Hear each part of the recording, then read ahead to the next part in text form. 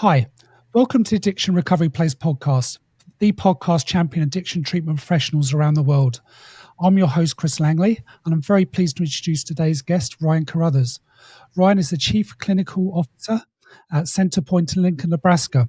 Welcome to Addiction Recovery Place podcast, Ryan. It's great to have you with us. Yeah, thanks. Excited to be here. Appreciate your time, and obviously you're very busy, so we're just going to dive straight into the first question. So can you tell us about how you became to be the Vice President and Chief Clinical Officer at CenterPointe? Yeah. I have been working in the field for about 19 years at this point, and kind of took a backwards journey. A lot of folks kind of start off in working for agencies and then eventually work their way out into private practice. I started out in private practice, did that for about a decade. And then that got to be a lot of hustle and bustle, and it was a grind. So I kind of moved on from private practice and started trying to find my way around to an agency that was a good fit for the philosophy that I believe in, which includes harm reduction as kind of a centerpiece of that philosophy. And kind of stumbled into CenterPointe about 7.5 years ago, and it's just been a really good fit. And so, yeah, that's kind of my story, like in terms of professional role. What really brought me into the field, though, is I kind of tell the people that I work with in our programs that everyone comes into the addiction field kind of with a story. And those stories tend to take one or two different varieties. One is that I myself had a problem.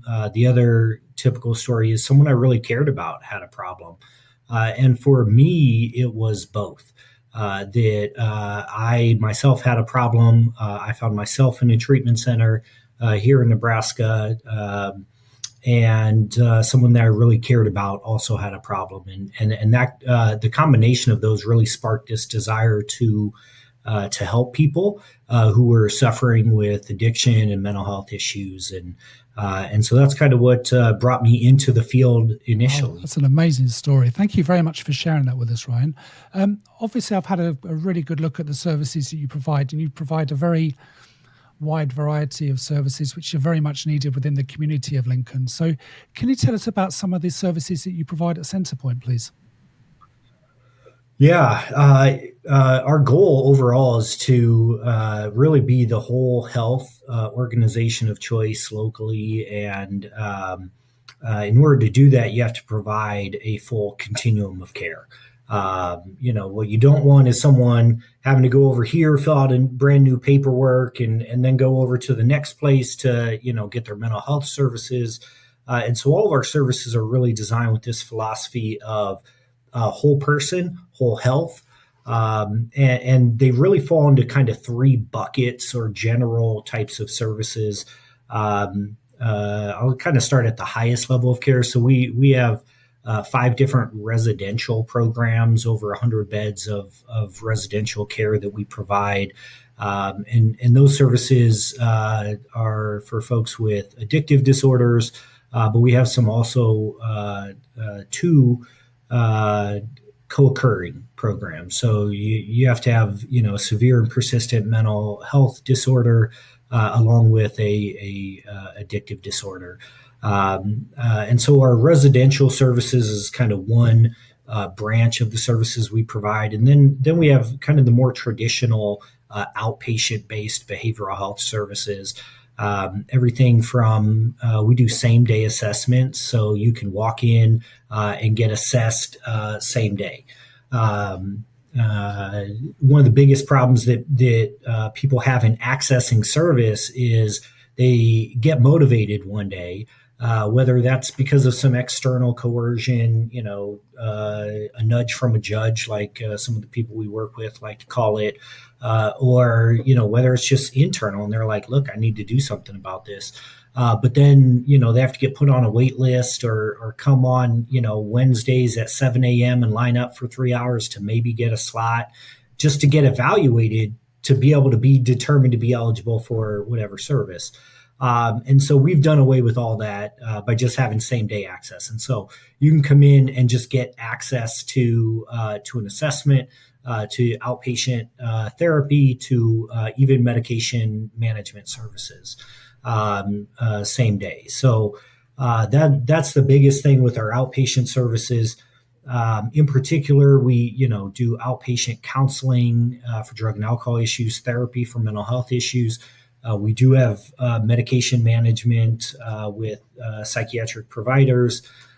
We've also done another thing. Actually, we started a couple months after the pandemic. We got a grant to become what's called a certified community behavioral health clinic, CCBHC, which is really just kind of the idea of a one-stop shop for behavioral health issues. And so we utilize that grant money to start our own primary care. And so folks can come in and not just get their mental health needs and their substance use needs addressed, but also get their physical health needs addressed. We have a partnership at our outpatient facility as well with the on-site pharmacy. So again, just that idea that you come in and all the services are right there. Then we also do services out in the community through our outpatient office. So locally, we call it community support. It's typically just case management. Folks that follow people often for many years, trying to make sure they get all the services that they need and develop the functional skills that they need to be successful in an outpatient, in an at-home environment. And then in addition to those outpatient services, we also have what we call our community response services. And so this is where a lot of our really unique services come in. So we have a assertive community treatment team, an ACT team, which provides wraparound services 7 days a week to the highest need people that are able to live in the community, right? And so these are folks that have been in state hospital institutions sometimes for decades of their lives. And then as they transition out, they need extensive support. Often we're taking them their mental health medications on a day-by-day basis, doing daily deliveries to them. And so there's that program. Then we're also, with the expansion of 988 throughout the United States, where folks can call that instead of 911 if they're having a mental health emergency.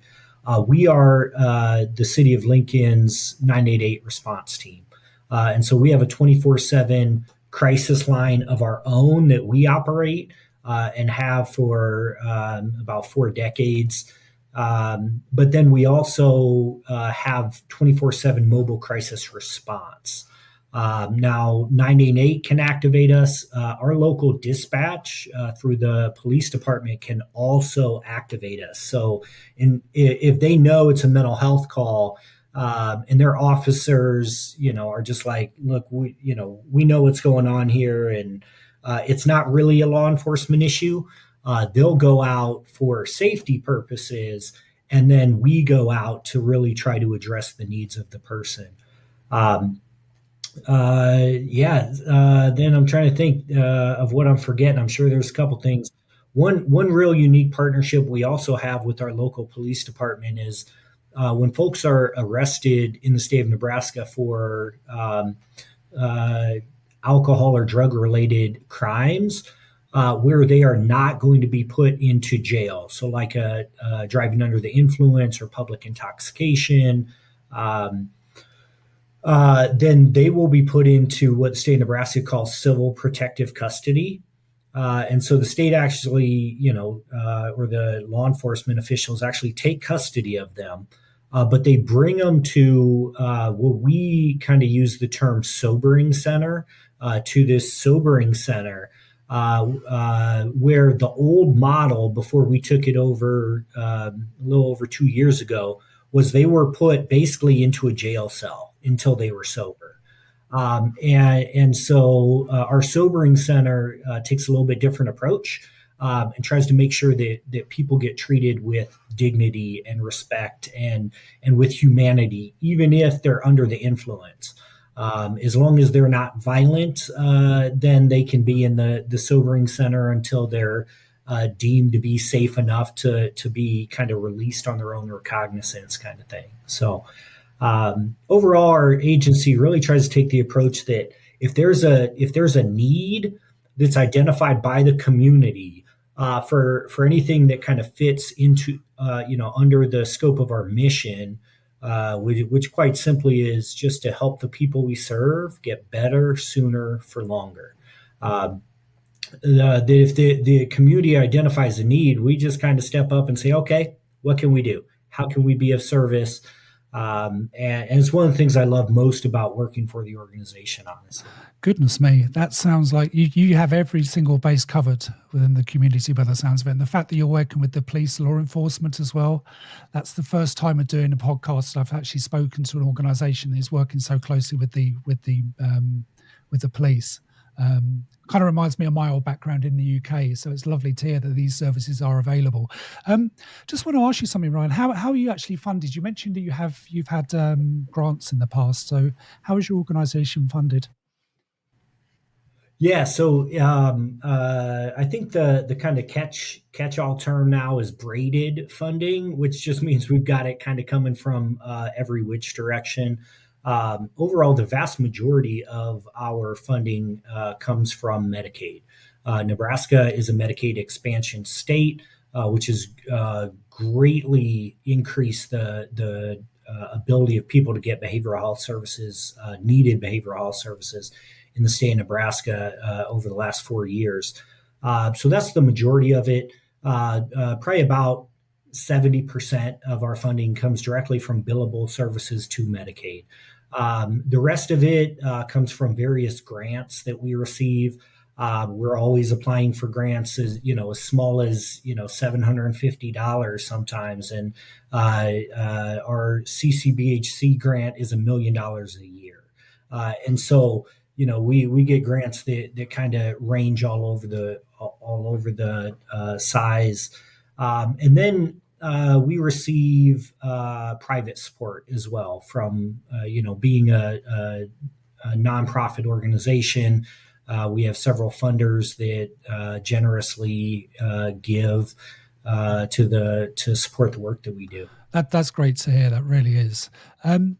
Just going to move on because I want to talk about harm reduction, Ryan, because I'm just very impressed with seeing that your service promotes this model, which is quite unique in the Midwest from what I can tell. Can you explain to us how this has been received by the community and why harm reduction has sometimes been shunned by other professionals or services? Yeah, what a big question there. So in general, on a person by person basis, harm reduction is generally very well received, as long as it doesn't get political attention.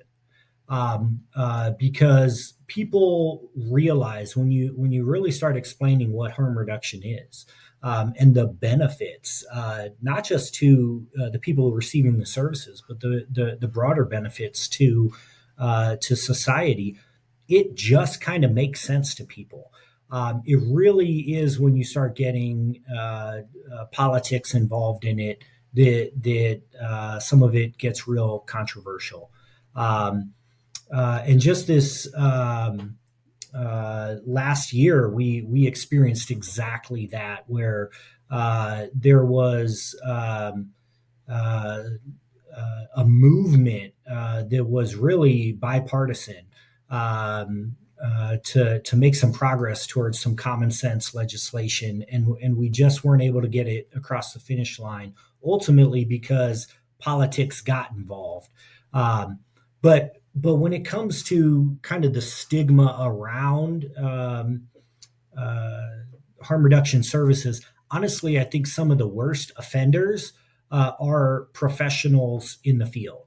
Unfortunately, there's folks that really often, not always, but often because of their own recovery journeys, they believe that abstinence from everything is the only solution, often neglecting their own attempts at trying to control their use and minimize the harms associated with it, and absolutely neglecting the autonomy, which is one of our, in the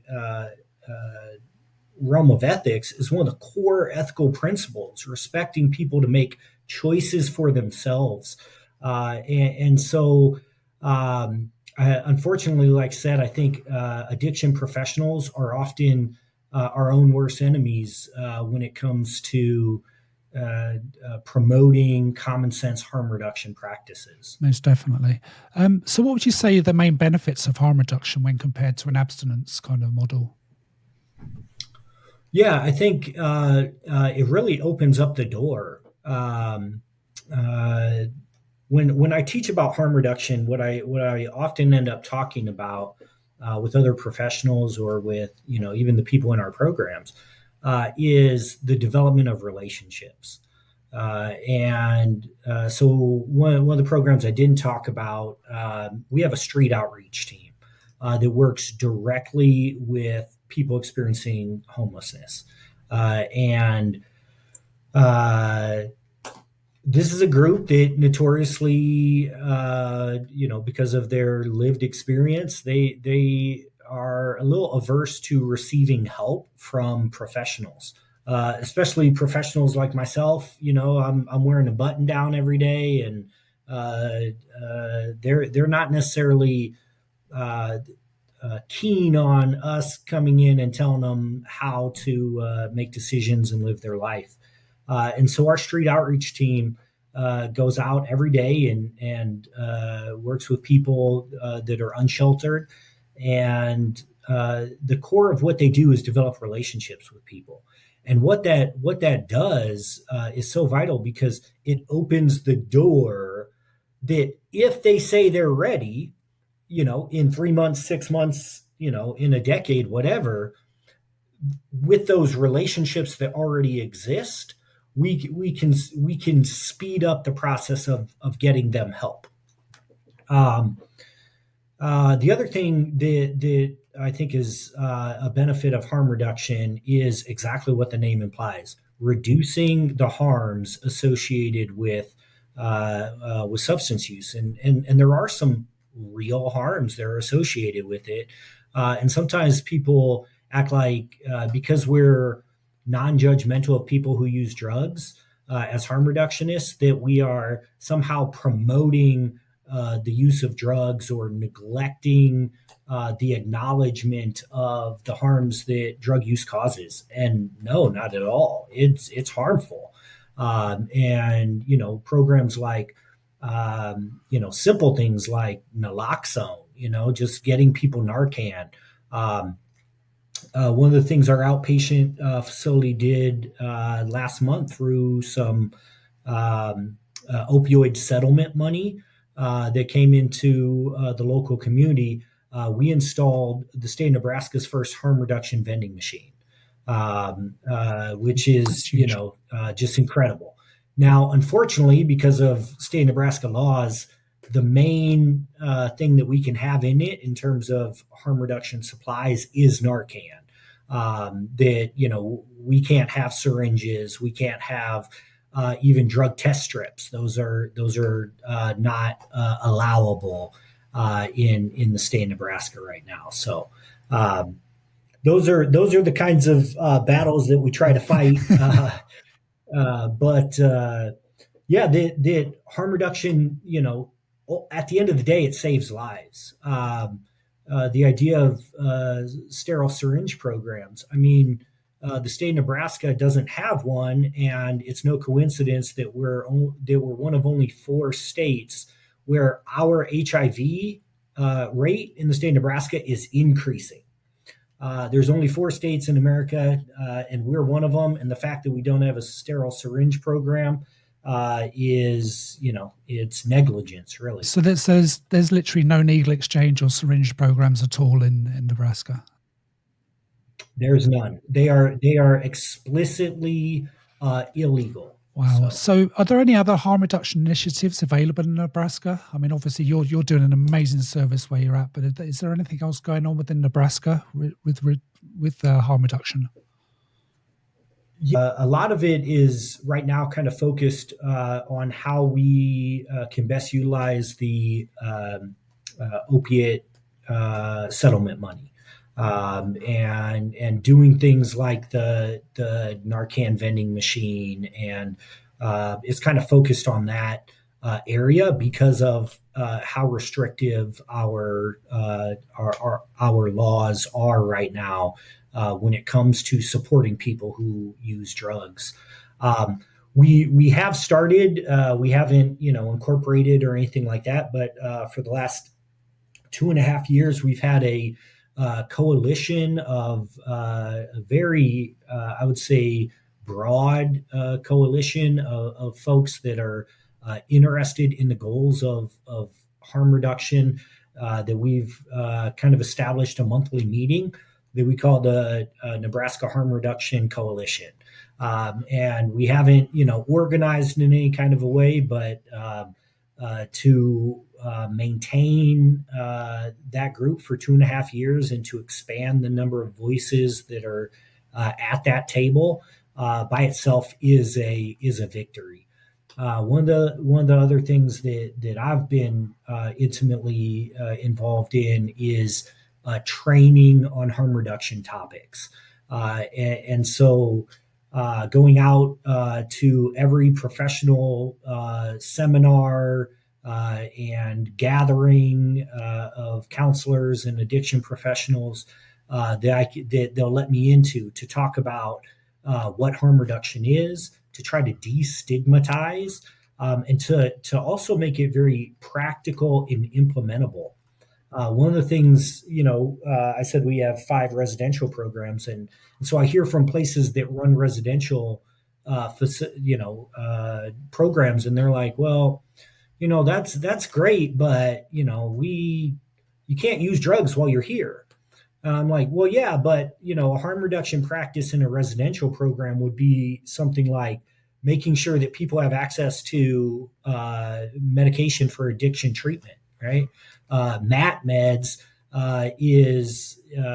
it's really not harm reduction. It's a gold standard evidence-based practice, but it certainly is a step in the right direction. And so talking about allowing MAT meds while people are in residential programs, and talking about quite easily that a relapse should not lead to an automatic eviction from a residential program. And most of our residential programs locally are still kind of at that point where if you relapse, you're automatically gone. And so trying to combat some of those really dark age practices that just are not good for people seeking change in their life. When we first met, Ryan, you've just mentioned it earlier that a harm reduction bill was passed by Congress, but then was vetoed. Is that correct? Yeah. So we have kind of a unique system in Nebraska that we have a unicameral legislature. So we only have one body of the legislature, and they handle everything. It's they call it a nonpartisan body, but saying something's nonpartisan in politics in 2024 is not a real thing. But yeah, there was a bill, is LB 307. I actually helped to draft it with one of our state senators and testified on behalf of it. And it was uh, going to allow local townships and cities to approve through their local health departments or through local behavioral health. So it could be either or both. Would be able to run a syringe service program. And the way that it works, they have to take 3 votes on a bill because it's a unicameral. And there's testimony and all that goes along kind of with every vote. And it passed on a bipartisan nature with over 2/3 of people voting in support of it. Very few no votes at all. Some people were abstaining from voting on it, but no real significant pushback to it. And so that's what it takes to pass a bill in the state of Nebraska is 3 votes. And then the governor has to sign the bill. Our governor, I think he was misled by some people around him, is what ended up happening. But politics got involved and he vetoed the bill. The legislature, though, has the ability to override a veto with a 2/3 majority, which they had on every previous vote for this exact bill. But again, politics got involved and they fell 2 votes short of the governor's override. And so we are left without syringe service programs. And like I said, that was kind of the what sparked this Nebraska Harm Reduction collaborative to start meeting and getting together was the crafting of that bill and the advocacy for it and all that. But since we took it in stride and said, well, we're going to have to go back to the drawing board. We're looking for a state senator to take up another version of the bill, and hopefully, we'll have another crack at it. The first go round, we tried to, and sometimes I think this is a mistake that we make in the Midwest with harm reduction stuff. We tried to have it pass through, without any publicity. We didn't put any, press releases out. We didn't tell people what we were doing because our hope was just that it was going to be non-controversial and just go through and not get any attention. But then what happened is the first attention it got in the media was when the governor said, no, we're not going to pass it, and here's why. That week I did 4 or 5 different interviews on local media stations, and even the crafting of their questions told me we had lost the narrative battle. And I think when you're talking about harm reduction, especially in the Midwest United States, there's a narrative battle. And my view is we have to be a little bit more proactive and put the message out there in front, because otherwise that vacuum is going to be filled by proponents of harm reduction who are going to put misinformation, bad statistics, and narrative, and really kind of lean on the stigma that already exists for addiction to help turn the tide against what really is common sense public policy. That's what it is, isn't it? It's just common sense. So why do you think that harm reduction has such negative press or opinions when it comes to helping people with an addiction? It seems basic. Yeah, it does. It does seem basic. And I have in my years of teaching, whether it be at college or new staff, interns, out to doing seminars with other professionals. I've targeted pro harm reduction messages. And I was told very early on when I did a harm reduction presentation, because I was kind of taking the approach of attacking the abstinence only approach. And the feedback that I was given by a mentor of mine was that's where you're losing people because you're attacking what they believe in. If you just went out and said, here's what we believe in and here's why, and not attack what's already kind of pre-existing, then you're gonna have some ears open up a little bit more. And so I took that to heart, and that's kind of been my approach. Has been not to attack the abstinence only approach, although I've got a whole line of attacks that I could put out there. It's really more about how do we open people's minds to something that, for whatever reason, they have been they have the belief that there is something wrong with this approach, and so instead of attacking what they believe, just promoting the heck out of common sense public policy that promotes the well-being of our community, right? And then the other thing I think that's really powerful, and the abstinence only approach has cornered the market on positive stories of people who have received the services, right? Everyone knows someone or multiple people or dozens of people who have recovered through the 12-step programs, right? I mean, it's just so inundated into the culture around addiction. Everyone knows someone who's in recovery in that method of recovery.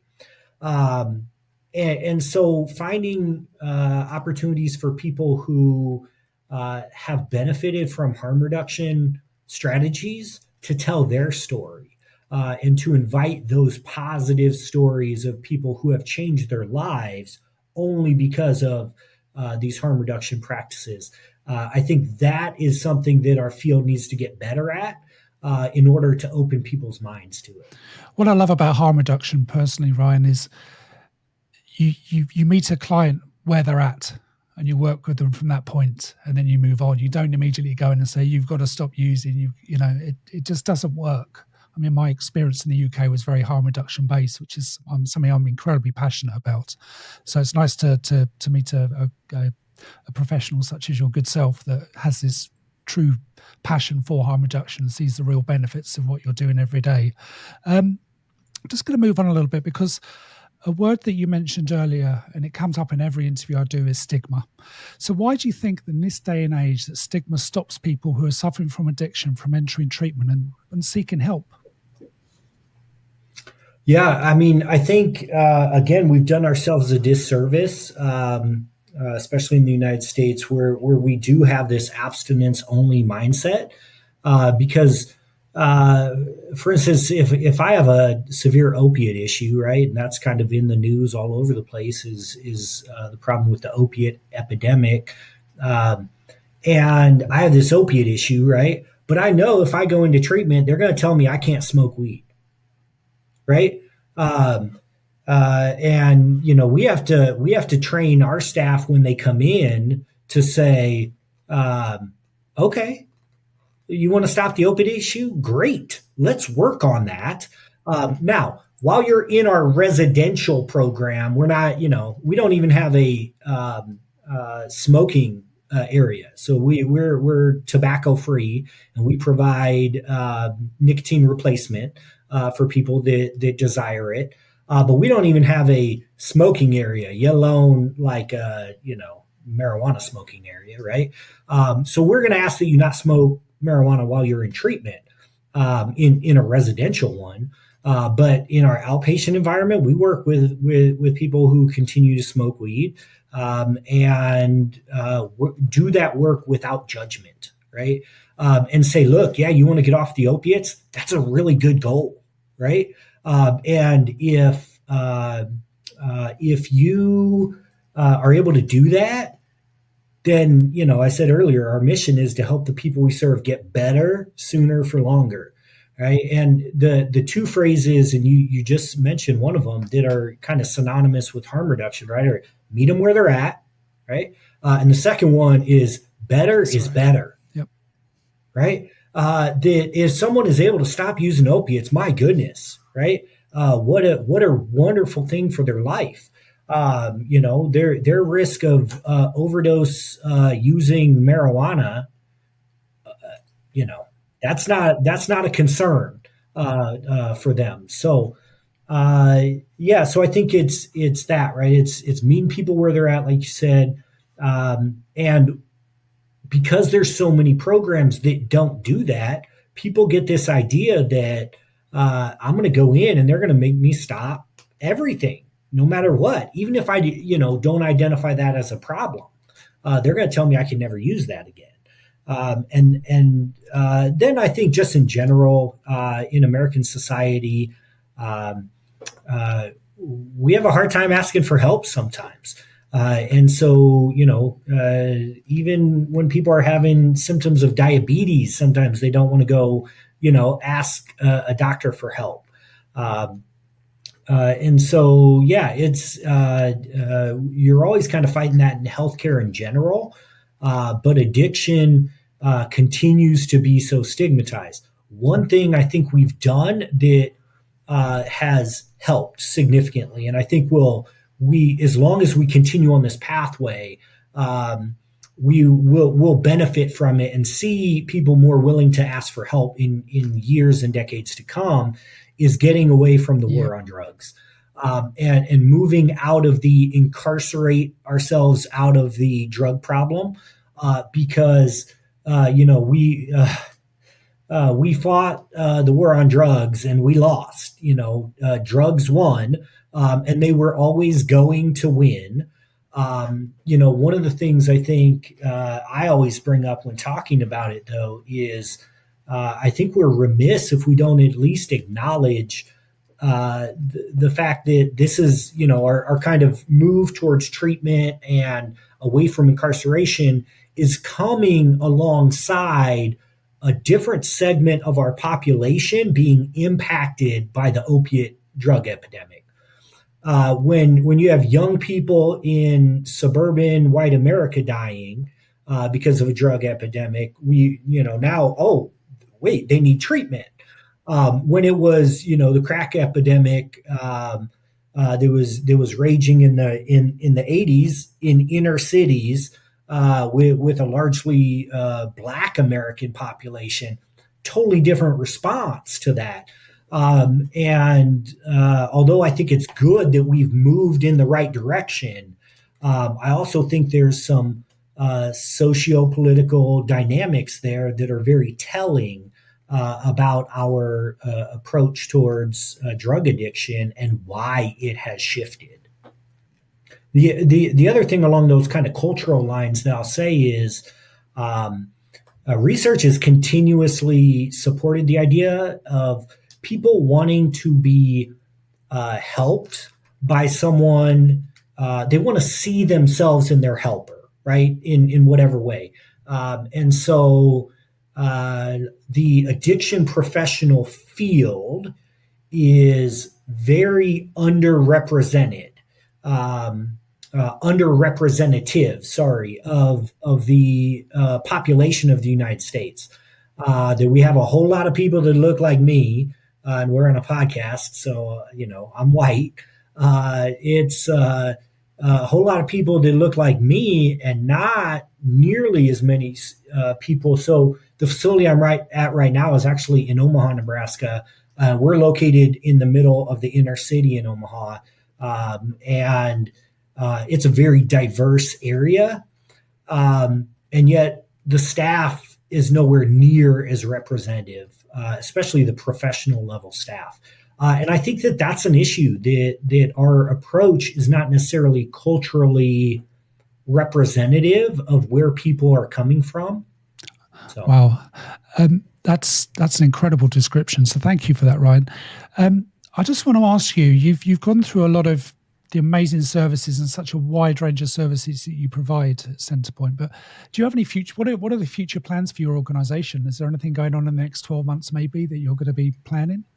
Oh, yeah. About a year and a half ago, we opened up a brand new facility for our outpatient services. We had been in a really old, dungy outpatient facility for long preceding myself. For a long time, and it was just not a place where you would want to come and receive behavioral health services. But in May of last year, we opened up this brand new facility, renovated an old historic building, brought it up to date, and that project I think has us a little leery after 3 years of construction and all that of huge projects. Now that being said, we're always listening to the community and asking what needs to be done. The vast majority of our services, as I said, are in Lincoln, Nebraska, but we do have um, uh, three really residential programs here in Omaha, all in one facility. And so what we're working on right now is putting together a proposal so that we can have the adjunct outpatient services to go with it. And so, because one of the problems with having a harm reduction kind of approach in a residential environment where we're meeting people where they're at in Omaha is we don't have those same services available with that same philosophy. So they get that while they're here in the residential. But then for their ongoing outpatient services, they have to go to an agency that's probably going to have an abstinence only mindset. And so we're really trying to provide that full continuum in the Omaha community as well. And so that's kind of one of our next major strategic plans and goals. Wow, that sounds pretty huge to me. Um, last couple of questions, Ryan. I've seen on social media that you're having a Winter Essentials donation drive through November the 22nd. Can you tell our audience how they can actually contribute to this really great cause? Yeah, absolutely. And thank you for bringing that up. We've done this now for many, many years. Basically, so our street outreach team, like I said, they work with people who are unsheltered. And often, because of the nature of our shelters, they're not even in the homeless shelters. In Lincoln, Nebraska, talk about harm reduction. You have to be not under the influence to go into any of our shelters.